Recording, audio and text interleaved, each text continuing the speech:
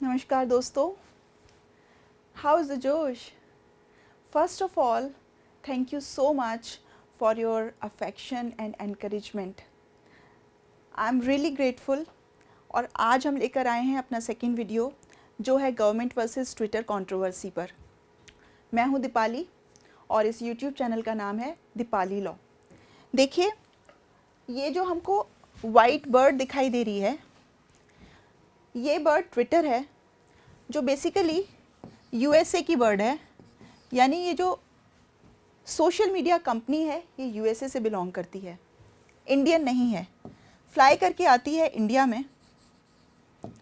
हम जानते हैं कि जब भी कोई माइग्रेटरी बर्ड एक कंट्री से दूसरे कंट्री में फ्लाई करती है तो वहाँ के एनवायरनमेंट, टेम्परेचर, फूड हैबिट्स को अडेप्ट कर लेती है, खुद को ढाल लेती है। हम ये देखेंगे कि क्या इंडिया के सोशल फैब्रिक को, इंडिया की वाइब्रेंट डेमोक्रेसी को ट्विटर समझ पाया है। अब हम बात करेंगे इनिशियल कंट्रोवर्सी की। जब हमारे कंट्री में फार्मर्स प्रोटेस्ट कर रहे थे, बहुत अनरेस्ट था पूरे कंट्री में, गवर्नमेंट ने ट्विटर से ये रिक्वेस्ट किया कि आप 1178 ऐसे ट्विटर हैंडल्स को ब्लॉक कर दीजिए जो कि अनरेस्ट फैला रहे हैं। ट्विटर ने रिप्लाई किया, उनको प्रोटेक्ट करते हुए रिप्लाई किया कि ये सब फ्री स्पीच से गवर्न होते हैं, और ट्विटर ने उनको ब्लॉक करने से मना कर दिया। देखिए, जब भी किसी कंट्री में communal, social, political, security crisis होती है तो इस तरीके के जो हैंडल्स हैं वो रातों रात ग्रो कर जाते हैं, जैसे मशरूम्स ग्रो करते हैं। इनका यूज़ साइकोलॉजिकल वॉरफेयर की तरह किया जाता है, कंट्री को डिस्टेबलाइज करने के लिए किया जाता है। तब ट्विटर की रिस्पॉन्सिबिलिटी बनती थी कि अंडर आईटी एक्ट उसको कंप्लाई करते हुए इनको ब्लॉक कर दे, जो कि ट्विटर ने नहीं किया।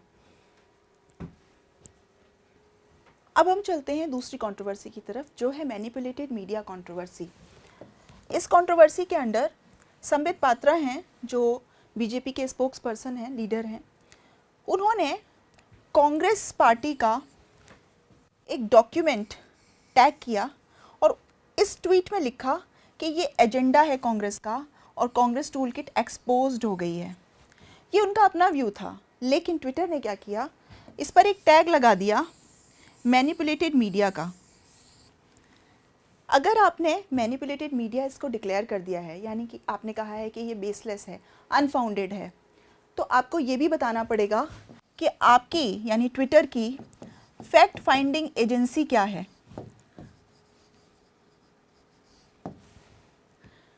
क्योंकि अगर आप इसको बेसलेस बता रहे हो तो आपको ये भी एक्सप्लेन करना पड़ेगा कि आप किस ग्राउंड पर इस कंक्लूजन तक पहुँचे हो। ये बड़ा ग्रे एरिया है, इसमें ऑब्जेक्टिविटी की ज़रूरत थी, लेकिन ऐसा ट्विटर ने अडॉप्ट नहीं किया। कोई नोटिस नहीं दिया, संबित पात्रा को सुना नहीं, कोई नोटिफिकेशन इशू नहीं किया, जैसा कि आईटी रूल्स कहते हैं। नेक्स्ट कंट्रोवर्सी ज़्यादा सीरियस है। ट्विटर ने क्या किया कि हमारे जो जम्मू कश्मीर रीजन है और जो लद्दाख रीजन है उसको इंडिया के मैप में इंडिया से बाहर शो कर दिया। आप यहाँ देख सकते हैं कि यहाँ पे जम्मू कश्मीर नहीं है, लद्दाख का भी पोर्शन गायब है। ट्विटर ने ये मैप जारी किया और गवर्नमेंट ने ट्विटर को नोटिस दिया। कोई भी कंट्री, कोई भी डेमोक्रेटिक कंट्री ये बर्दाश्त नहीं करेगा कि उसकी जोग्राफिकल बाउंड्रीज़ के साथ छेड़छाड़ की जाए।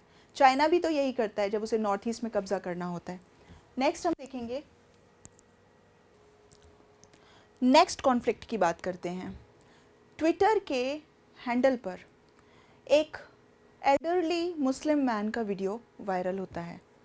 ये है वो मुस्लिम मैन।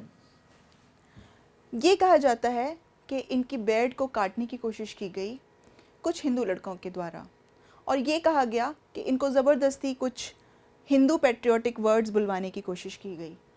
जब पुलिस ने इसमें इन्वेस्टिगेट किया, यूपी पुलिस ने, बिकॉज़ ये गाज़ियाबाद का मैटर था, तो यूपी पुलिस ने जब इन्वेस्टिगेट किया तो ये पता चला कि एम्यूलेट्स यानी जो तावीज़ होते हैं, एम्यूलेट्स के ऊपर कोई डिस्प्यूट था। ये एम्यूलेट्स बनाते थे और इन्होंने कुछ लड़कों को एम्यूलेट्स बेचे थे और वो कुछ इफ़ेक्टिव नहीं हो पाए थे, इसकी वजह से ये सारा इंसिडेंट हुआ। लेकिन फ्लेयर अप कैसे हुआ? फ्लेयर अप हुआ कम्युनल एंगल को लेकर के, यानी ये कहा गया कि हिंदू लड़कों ने एक मुस्लिम मैन को, वो भी एल्डरली मैन को मारा है। जब इस को हटाने की बात कही गई तो भी ट्विटर ने कोई एक्शन नहीं लिया with in the reasonable time, और रीज़नेबल टाइम हम आगे डिस्कस करेंगे 36 आवर्स है एज़ पर लॉ। अब हम बात करते हैं नेक्स्ट स्टेप की, जो था लॉ एनफोर्समेंट एजेंसी पुलिस का ट्विटर के दिल्ली और गुड़गांव में जो ऑफिसेज़ हैं वहाँ पर अप्रोच करना। इस अप्रोच का रीज़न था कि पुलिस इंक्वायरी कर रही थी कोविड-19 टूल किट के बारे में। ये एक्शन पुलिस का ट्विटर को अच्छा नहीं लगता है। ट्विटर का एक पब्लिक पॉलिसी हैंडल होता है, उस हैंडल में ट्विटर एक ट्वीट करता है और कहता है कि जो पुलिस का ये एक्शन है ये इंटिमिडेशन टैक्टिक्स है, यानी हमको डराया धमकाया जा रहा है। देखिए, अब हम बात करते हैं लीगल डायमेंशंस की। लीगल डायमेंशंस को ट्विटर कंट्रोवर्सी में समझना इसलिए बहुत ज़रूरी है कि अगर हम इनको नहीं समझेंगे तो हम ये नहीं जान पाएंगे कि ट्विटर का एक्ट सही है या गवर्नमेंट का। सबसे पहले हम बात करते हैं, हमने पहले भी डिस्कस किया कि ट्विटर एक यूएसए बेस्ड कंपनी है। यूएसए में कॉपीराइट का जो लॉ है उसको कहते हैं डिजिटल मिलेनियम कॉपीराइट एक्ट। ये 1998 का लॉ है, यूएसए कॉपीराइट लॉ भी बोलते हैं इसको शॉर्ट में बोलते हैं DMCA, digital millennium copyright act. ये नाम आपको याद करना पड़ेगा। इसके आगे की कंट्रोवर्सी समझने के लिए हम नेक्स्ट स्लाइड पे चलते हैं। इस स्लाइड में आप देख सकते हैं ट्वीट्स हैं, लगातार 3 ट्वीट्स हैं 25 जून के। इन ट्वीट्स में हमको दिखाई दे रहे हैं हमारे IT and law minister Ravishankar Prasad ji.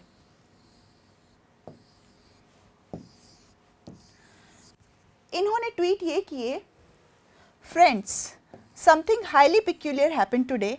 Twitter denied access to my account for almost an hour on the alleged ground that there was a violation of Digital Millennium Copyright Act of the USA and subsequently they allowed me to access the account. अब ये सारी controversy है क्या? Basically हुआ ये कि जो हमारे IT मिनिस्टर हैं उन्होंने विजय दिवस ऑब्लिक कारगिल दिवस पर एक वीडियो ट्विटर पर अपलोड किया। इसके बैकग्राउंड में AR रहमान ने जो कंपोज किया हुआ है वंदे मातरम वो प्ले हो रहा था। ट्विटर ने कहा कि आपने डिजिटल मिलेनियम कॉपीराइट एक्ट का वायलेशन कर दिया है क्योंकि आपने वो म्यूज़िक प्ले किया जिस पे किसी और म्यूज़िक कंपनी का राइट था। यहाँ मज़ेदार बात यह है कि ना तो AR रहमान ने इस वीडियो पे कभी कोई ऑब्जेक्शन किया और ना ही जो म्यूज़िक कंपनी थी उसका कोई ऑब्जेक्शन आया। USA के केस की, जैसा कि हम जानते हैं कि ट्विटर एक USA बेस्ड कंपनी है और जिस तरह से IT मिनिस्टर का केस था उसी तरीके से वहाँ पर भी USA में भी एक केस ट्रायल होता है जिसका नाम होता है lens versus universal music Corp. ये 2007 में केस फाइल होता है और 2015 में डिसाइड होता है। बेसिकली इसमें क्या हुआ होता है कि स्टेफेनी लेंस एक राइटर होती है, वो अपने 13 मंथ ओल्ड बेबी का एक डांस करता हुआ वीडियो शूट करती हैं घर में ही, होम वीडियो होता है बेसिकली ये, और इसके बैकग्राउंड में एक म्यूज़िक प्ले हो रहा होता है जो एक सॉन्ग होता है जिसका नाम होता है लेट्स गो क्रेजी। इस बैकग्राउंड म्यूज़िक को यूज़ करके वो जो वीडियो बनाती हैं वो उसको यूट्यूब पे शेयर कर देती हैं। बेसिकली इस सॉन्ग पर, लेट्स गो क्रेजी सॉन्ग पर जो राइट होता है, कॉपीराइट होता है, वो यूनिवर्सल म्यूज़िक कॉर्प का होता है।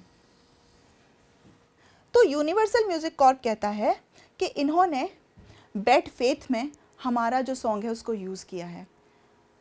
यहाँ यूट्यूब से शिकायत होती है और यूट्यूब ये जो वीडियो होता है लेंस का उसको रिमूव है और कोर्ट में ये बताती हैं कि मैंने अगर इस सॉन्ग का यूज़ किया है बैकग्राउंड में, जैसा कि रविशंकर प्रसाद जी ने अपने बैकग्राउंड में AR रहमान के सॉन्ग को यूज़ किया था, उनका कहना होता है कि ये जो यूज़ है ये फेयर यूज़ है। यूनिवर्सल म्यूज़िक कॉर्प कहता है कि ये फेयर यूज़ नहीं है और बैड फेथ नोटिस दे देता है, साथ साथ टेक डाउन प्रोविज़न को भी एग्जिस्टेंस में लाने की कोशिश करता है। ये डिस्प्यूट चलता रहता है। 2015 में जो यूएसए में जज होते हैं वो ये कहते हैं कि इस सॉन्ग का बैकग्राउंड में जो यूज़ हुआ है वो बेसिकली फेयर यूज़ हुआ है। और आज अगर आप देखेंगे यूट्यूब में, आप टाइप करेंगे लेट्स गो क्रेज़ी स्टेफेनी लेंस, तो आपको ये वीडियो मिल जाएगा। इसका क्या मतलब है कि यूएसए के डिजिटल मिलेनियम कॉपीराइट एक्ट के अंडर इस तरह से फेयर यूज़ के लिए बैकग्राउंड म्यूज़िक यूज़ किया जा सकता है। सुप्रीम कोर्ट में पिटीशंस आनी शुरू हो जाती हैं कि जब तक इंडियन गवर्नमेंट कोई पॉलिसी नहीं बनाती तब तक आप ट्विटर में होने वाली एक्टिविटीज़ को रेगुलेट करिए। ये पिटीशन अभी भी पेंडिंग है। इसके बाद नोटिफिकेशन आता है 25 फ़रवरी 2021 को।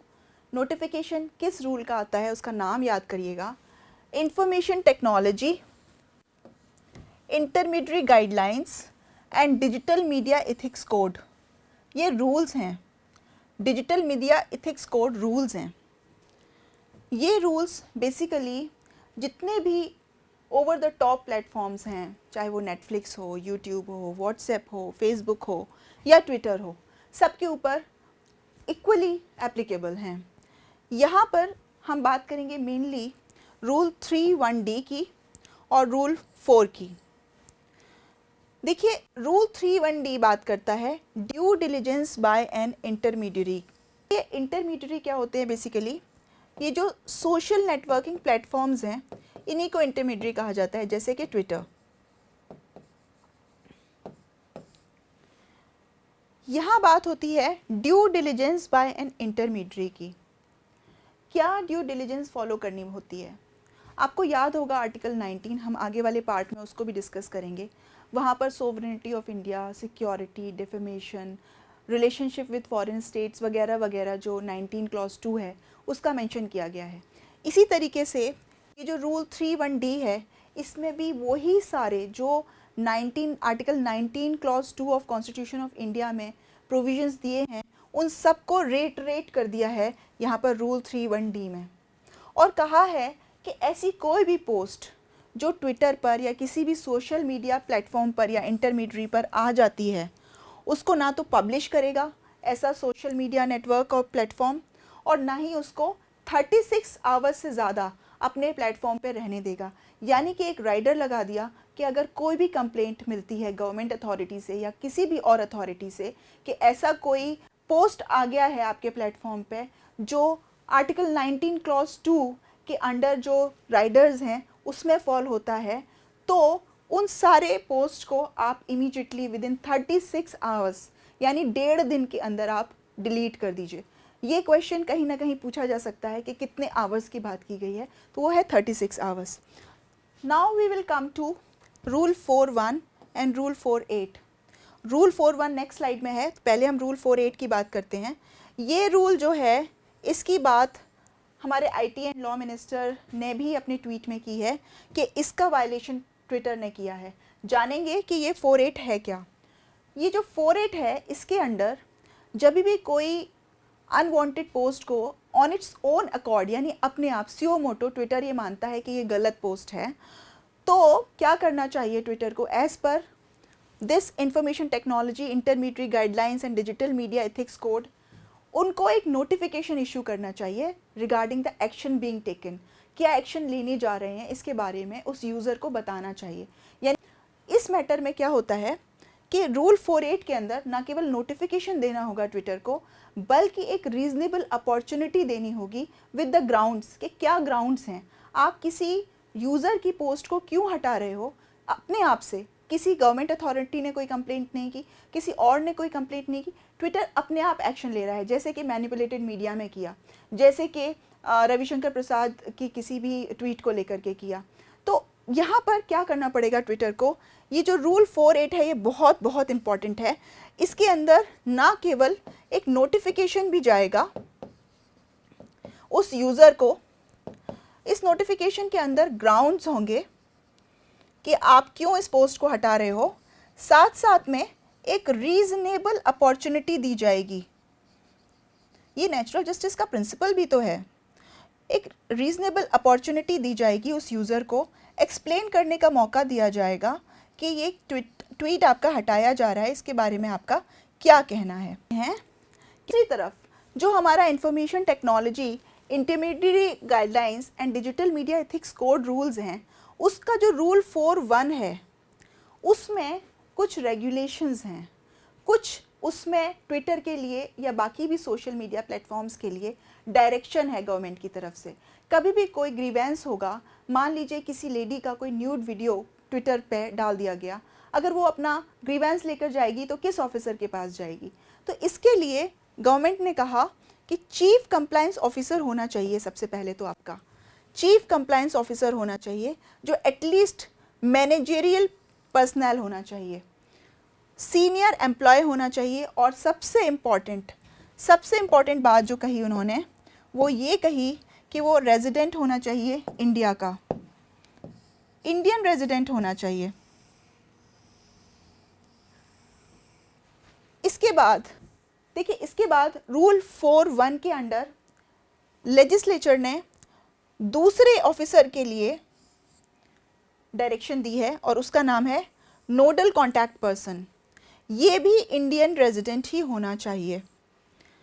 इसके बाद जो सबसे इम्पॉर्टेंट ऑफिसर है जिसके बारे में डिस्प्यूट भी हो रहा है आजकल, और आज 3 जुलाई का ही एक ट्वीट है जो खुद ट्विटर ने किया है और उसने कहा है कि हम रेजिडेंट ग्रीवेंस ऑफिसर अपॉइंट कर लेंगे जल्दी से जल्दी, ये भी इंडिया का ही रेजिडेंट होना चाहिए। इंटरेस्टिंग बात यह है कि ट्विटर ने ना ही तो चीफ कंप्लायंस ऑफिसर, ना ही नोडल कॉन्टैक्ट पर्सन और ना ही resident grievance officer till date, आज 3 जुलाई है, आज तक भी अपॉइंट नहीं किया है। जबकि ये जो रूल्स हैं, ये रूल्स 28 मई को इफेक्ट में आ गए थे। हालांकि ये नोटिफिकेशन जो इसका है वो Feb 25 का है 2021 का, लेकिन ये came into effect, these rules came into effect on 28 May 2021। लेकिन ट्विटर ने इसका कंप्लायंस नहीं किया है। So you have to decide what Twitter is doing. अब तक ट्विटर को एक प्रोविज़न का बहुत बेनिफिट मिल रहा था, ना केवल ट्विटर को, बाकी भी सारे सोशल मीडिया प्लेटफॉर्म्स को। इसका सेक्शन था रेलेवेंट 79 और एक्ट था इंफॉर्मेशन टेक्नोलॉजी एक्ट।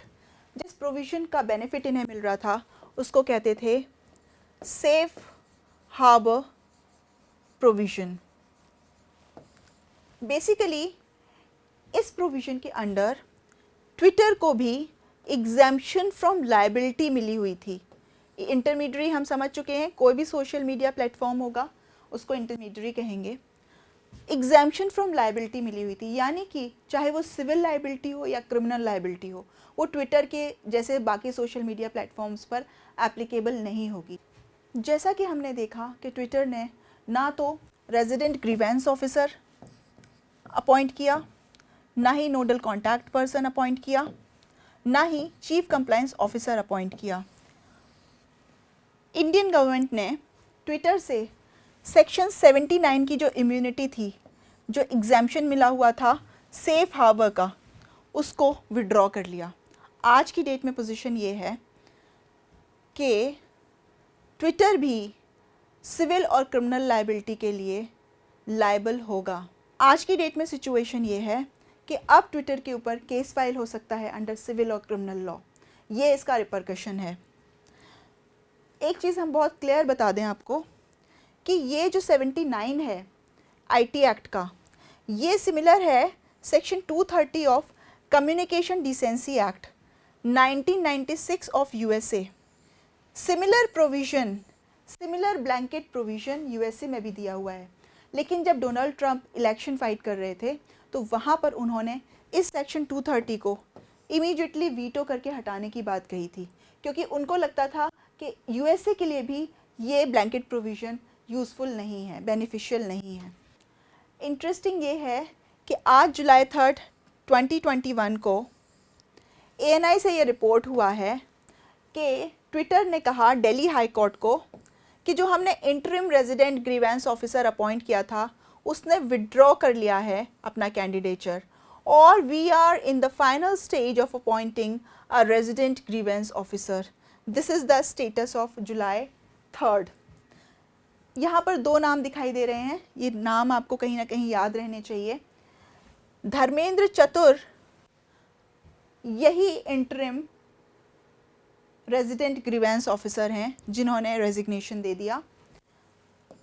ट्विटर का कहना है कि जो जेरेमी कैसल हैं इनको हमने अपना इंटरिम रेजिडेंट ग्रीवेंस ऑफिसर बनाया है, लेकिन जेरेमी कैसल तो यूएसए में बैठे हुए हैं और हमारा एक्ट रिक्वायर करता है कि whoever will be nodal contact person or resident grievance officer or compliance officer, they all will be resident of India।